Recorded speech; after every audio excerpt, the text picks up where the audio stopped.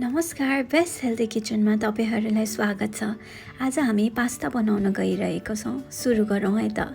सबसे पहिला पास्ता उमाल्नको लागि हामी पानी लिन्छौं। त्यसपछि आफूलाई चाहिने जति पास्ता त्यो पानीमा हाल्छौं र उमाल्छौं। हामी यसमा पास्ता नटासियोस् भनेर तेल पनि हाल्छौं। 1 चम्चा जति हाले पुग्छ। त्यसपछि नुन पनि हाल्छौं टेस्टको लागि। यसलाई करिब 5 मिनेट जति मिडियम फ्लेममा हामी उमाल्न राख्छौं।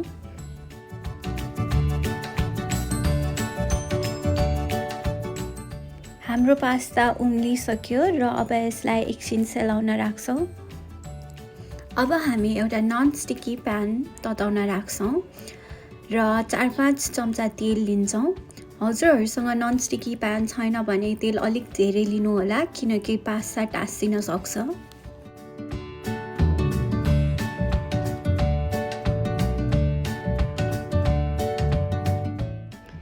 2-3 मिनेट प्यानलाई मिडियम फ्लेममा तताइसकेपछि हामी 3टा लसुन र आधी प्याजलाई एकछिन भुट्छौं।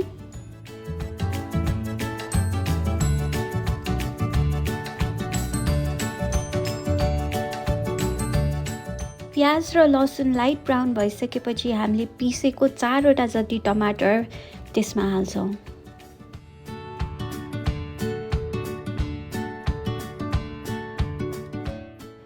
2-3 मिनेट पकाइसकेपछि त्यसमा हामी स्वाद अनुसारको खोर्सानीको धुलो र गरम मसला हाल्छौं।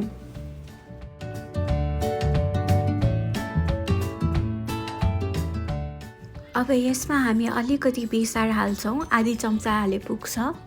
त्यसपछि स्वाद अनुसारको नुन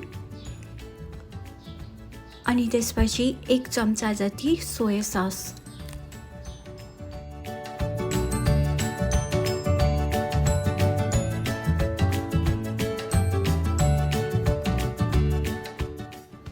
दुई मिनेट जति यी सबै मसलालाई पकाइसकेपछि अघि नै सेलाउन राखेको पास्तालाई हामी हाल्छौं।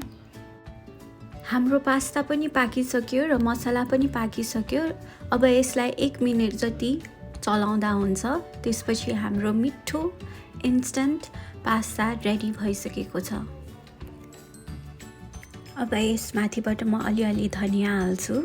हजुरहरूले यो यतिकै पनि खान सक्नुहुन्छ। मलाई चाहिँ पास्ता अन्डासँग चाहिँ मिठो लाग्छ, त्यही भएर म अब स्क्रैम्बल्ड एग बनाउन गइरहेको छु।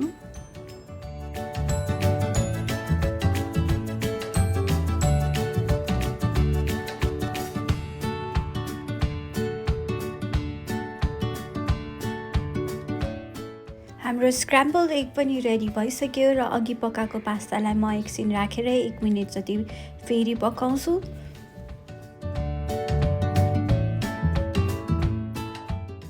हजुरहरूले पनि यसै गरी छिटो र मिठो खाजा पास्ता खान सक्नुहुन्छ। इन्जॉय।